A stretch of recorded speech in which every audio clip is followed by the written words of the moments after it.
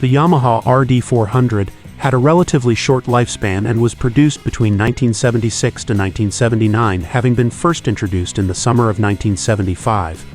The road line can be directly traced to the Yamaha R5, which was the first Yamaha 350 available to the biking public. The R5 was replaced in 1972 by the Road 350, which itself was later replaced by the Road 350 LC in 1980, which took the world by storm as one of the leading two-stroke motorcycles of the 80s. The Road 400 wasn't just an overboard RD350. The stroke was increased, and this required Yamaha to produce new crankcases for the new model.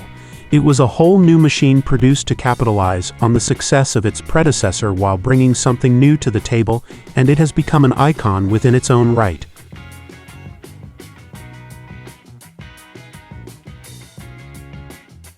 The Road 400 was born into an era in the UK, particularly where it was the Queen's Silver Jubilee. Pop music was running the charts, and frankly the young and reckless were just a little bored with everything.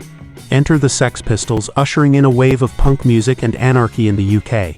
Enter the Yamaha RD400, and what you have is a motorcycle to scratch the itch for young motorcyclists that want to replicate their rebellious lifestyles into their riding lives.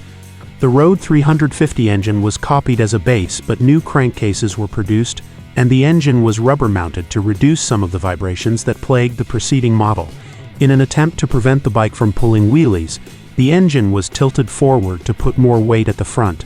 For many happy riders, though, this was simply an attempt, and didn't have its intended effect.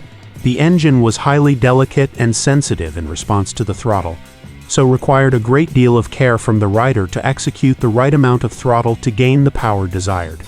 Too much and it could be a little overwhelming.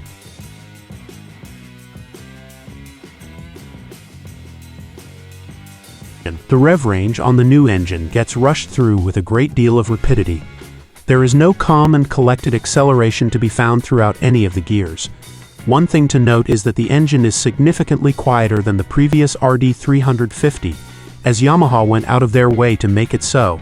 In order to do this, the airbox was increased in size to hold some of the noise down but allow a significant amount of airflow in order for the bike to perform well. New wheels and brakes also graced the Yamaha RD400. Unfortunately, the single-disc brakes on the front and rear were not up to much compared to the iconic acceleration that the Road 400 came to be known for. The wheels, on the other hand, were significant, as they were the first ever cast wheels on a production motorcycle, and they became standard from the 1977 model.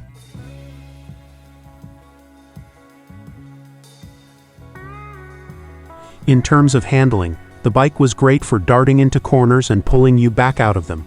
Precision steering and agility are two things the Road 400 is known for. However, an RD400 with a nervous rider on board that is not too sure about their placement when leaning the bike over will suddenly become very jittery and unnerving. It is important to exercise as much care and precision into the riding of an road at all speeds, as feedback will soon be sent back to you if you are not confident in the movements you make. You have to concentrate to successfully navigate an RD400. It isn't a bike that you can just sit back and cruise along. That isn't where it wants to be or how it wants to be treated. It was a race-developed machine and the ultimate racing street bike of its day. A street racer for all who dared. The Yamaha RD400 Daytona Special was built to be the last of the 400 series and was produced with the fact in mind that two strokes were on their way out. And as a result, so was the Road series.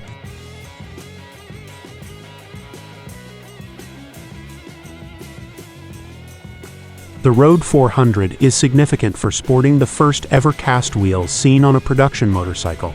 They had been available as an optional extra since the bike's introduction, but in 1977 they became standard fitment. Coupled with the trademark coffin-shaped petrol tank and a rear cowling, the Yamaha oozed attitude and badass appeal. The passing of the decade saw the passing of the Road 400 after 3 years at the top of the hooligans' tree, but as punk gave way to new wave, the Road grudgingly gave way to the Road 350 LC, and there honestly could have been no more fitting successor. The only glitch in the RD400 performance is a tendency to surge at lightly loaded cruising speeds.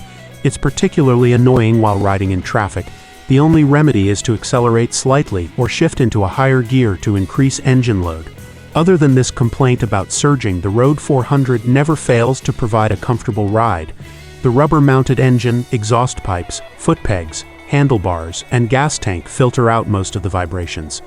So if you're intent on comparing this motorcycle to the gaggle of 400cc four-stroke twins on the market, Yamaha performs far better than the myths about two-stroke idiosyncrasies would have led you to believe.